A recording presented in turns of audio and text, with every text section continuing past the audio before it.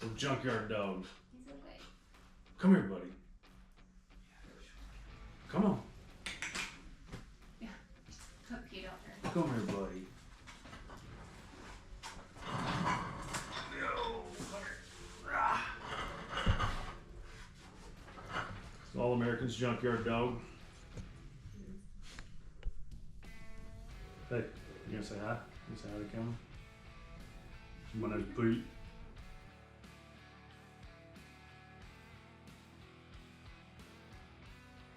Do you know any little boy on this side of God's green earth that doesn't like tow trucks or haul trucks or tractors or anything big?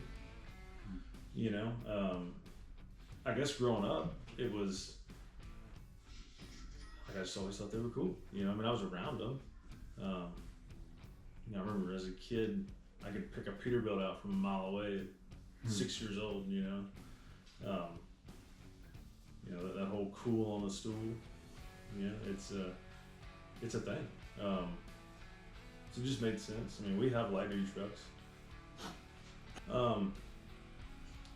You know, so growing up, I was, you know, in a wrecker, around a wrecker. So you started early. Oh yeah, yeah. I mean, I think I was 17, hauling cars to and from the auctions. You know, 8, 9, 10 years old, riding with my grandpa and his drivers. Yeah, I mean, I was just always around it. It was, you know, and like some kids, they want to, you know, like I remember like a snow day. Like when I was a kid, like if we had a snow day, like, you know, what's everybody want to do? They want to go like play in the snow. They want to go build a snowman. Mm-hmm. I wanted to go ride a wrecker. Right. You know, I wanted to go play. You know, I wanted to go, you know, if I could stay out past 10 o'clock at night and ride in a tow truck, oh buddy, I was game.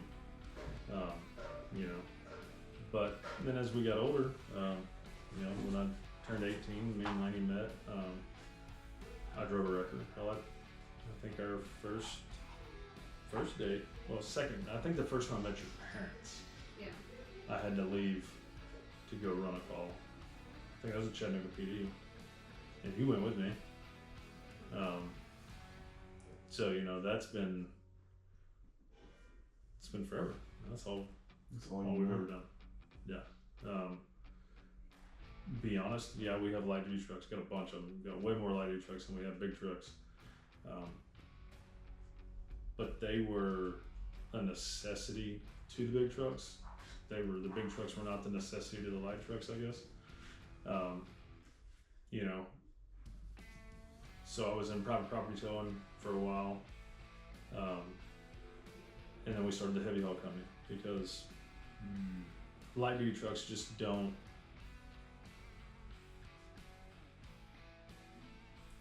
They're fun, I guess. Mm-hmm.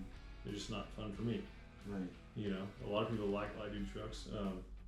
Hell, that's where I started. I started running a light duty truck when I was a kid. You know, obviously they weren't going to throw me in a heavy duty at 16. You know, I like when you show up and people are like in awe, like, oh wow, what is that?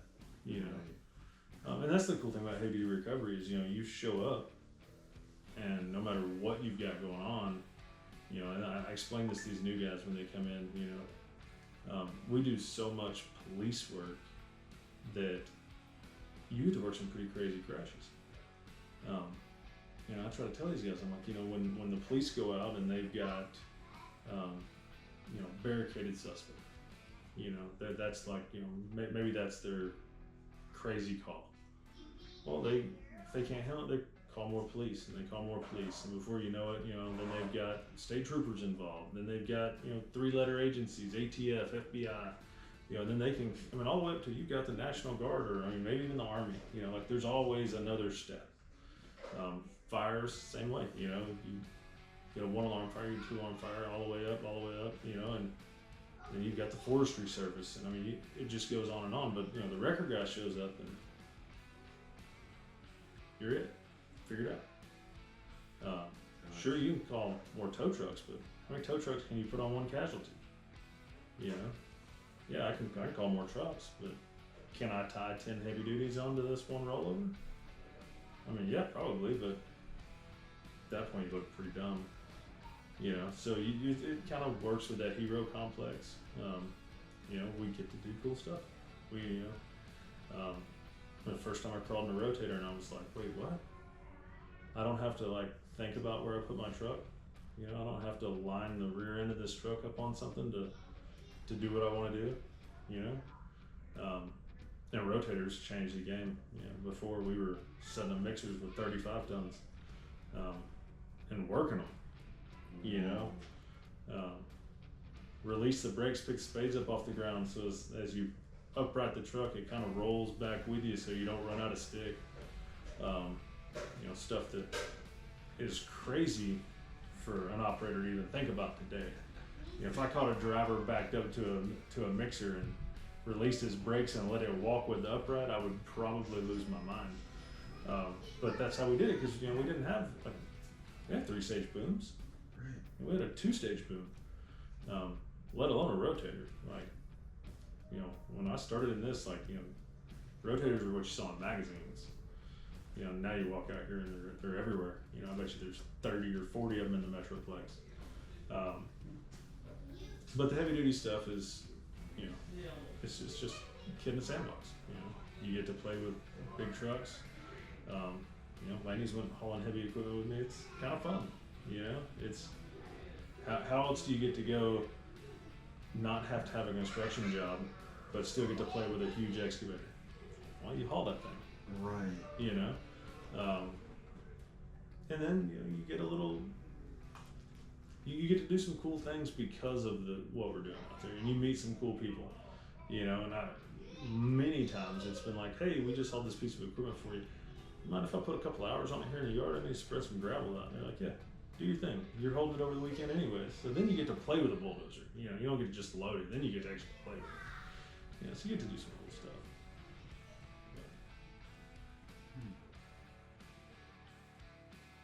So the price per pound thing, it's been a debate for years on the heavy duty thing.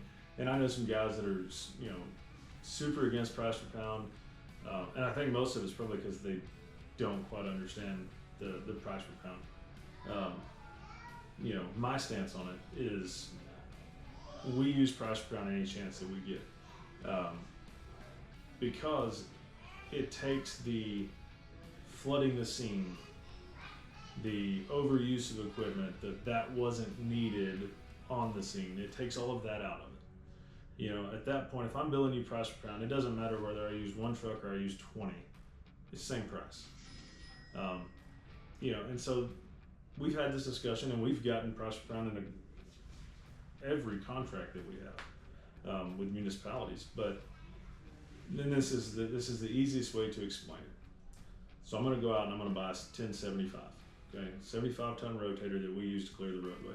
I'm going to buy a 9055 to go along with it, and those two trucks are going to clear the roadway 99% of the time. Okay. You know, if you're a small company or you only got a couple of trucks, you know, like we've got 15, 16 heavy duties. But if you only got 2 and you've got those 2, you can go do anything that needs to be done. Okay, so at that point you've spent $1 million plus 1.2, probably 1.1, 1.2 on a 1075. You've spent $600,000-700,000 depending on what you bought for 50 ton. So here you are, you got $1.8 million of equipment, and you're going to take it out there and you're going to bill an hourly rate. Okay, so you show up to an accident scene, tractor trailer on the side,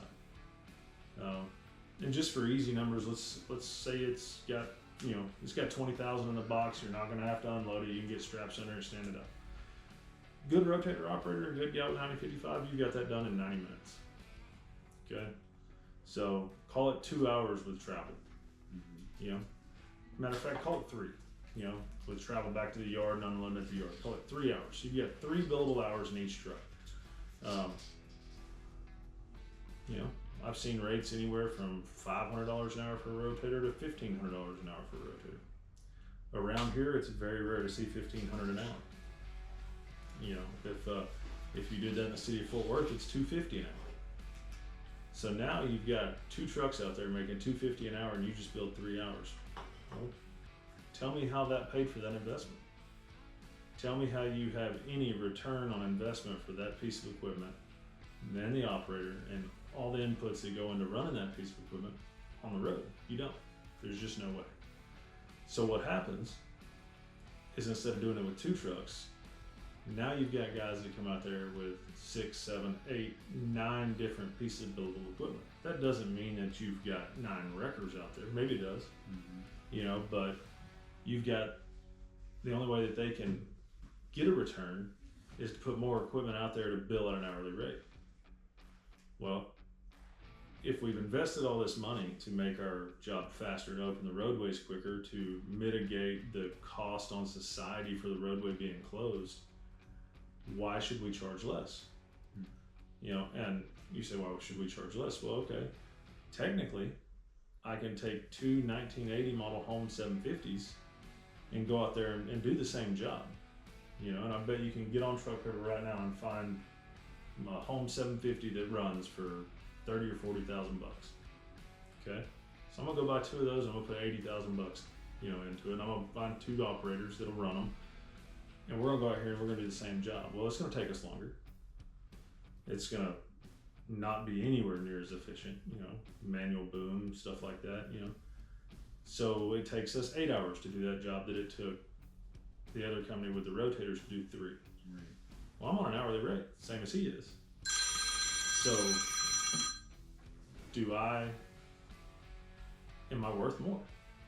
You know, if I've got my 2 Home 750s out here doing this job and it takes me 8 hours, but the guy that put $1.8 million worth of equipment out there did it in 2, why is he not entitled to as much as I'm charging?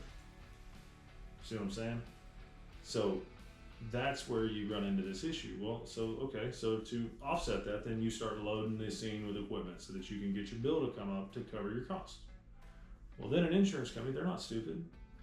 They go, well, there's no reason that you had 10 pieces of equipment out here to do this job that, you know, could be done with 2. You know, we know what you're doing. So that's why you have this fight with these insurance companies. Well, and that's where price per pound comes in. Price per pound, the only way that I make more profit is to do it faster and to be more efficient at it. Because I'm getting the same rate because I'm charging to recover the poundage of the casualty. You know, I'm not going to get into what that rate looks like, you know, because it's different for every company, you know, but there's ways to find it and there's ways to put your cost in there to know where you need to be. You know, but you charge to recover the weight of that unit, and then there's no such thing as an unneeded piece of equipment. There's no such thing as milking the clock and taking longer than you should to try to get the bill up. The only way that you make more profit on price per pound is to be more efficient. You know, and the way that you increase efficiency is with better equipment, better operators, and more knowledge, period. So if I do those 3 things and I build price per pound, my company makes more money. And at the end of the day, there's nobody that puts their money out there and doesn't expect to have a return on that investment. You know, if you go put your money in a bank account, you expect that savings account, you expect that savings account to return some money on your investment. It's the same with wreckers. You know, we've put all this capital out there. Do I like big trucks? Yeah, they're awesome. They're cool. There's nothing cooler than a 389 with a Cummins. There's just, there is, but they don't make them anymore. If it had a cat, you know, if we could get back in the days where it was pre-emissions and, you know, you could have a cat that would scare you, cool, but, you know, that's not today. So if we're going to put that money out, we have to be able to make our money back. You can't do that on an hourly rate. Maybe in some markets. Maybe there's markets where you've got a rotator that works 10 truck wrecks a day or 5. And you can bill out 10 hours a day for that rotator. But in our part of the country, we may have a day that we bill out 10 hours for a rotator. But that's not every day. You know, there's days that our rotator doesn't, you know, that our rotators don't move on a police call. You know, that doesn't say that we don't do other things with our rotators, but, you know, there has to be a return on that investment. And the price per pound is the only way that we have found that gives us the correct ROI for the money that we put out. And we don't have to raise our pricing that way to meet, to meet, our equipment costs or anything like that. What we do at that point is we become more efficient. And if we become more efficient, that's how we have increased our